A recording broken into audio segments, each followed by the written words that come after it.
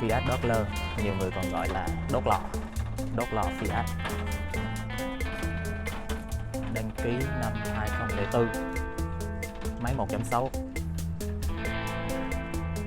95 triệu.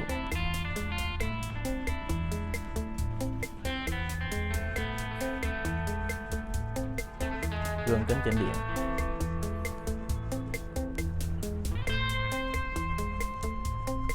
Máy còn ngon.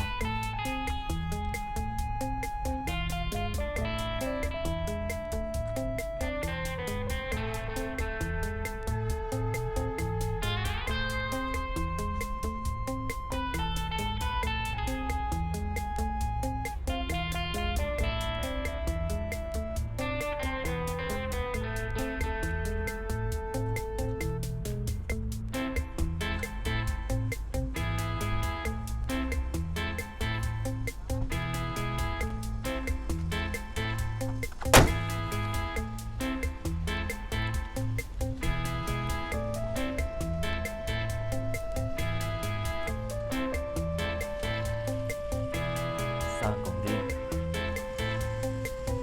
sơn riêng nên nhìn nó cũ. Sơn riêng.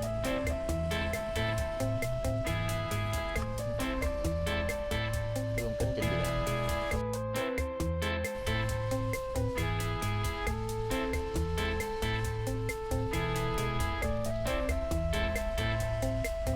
Cam hành trình, cam lùi,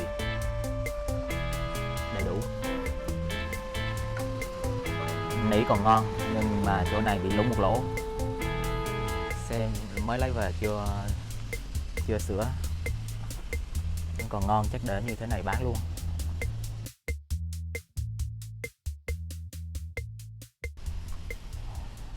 Cửa lùa.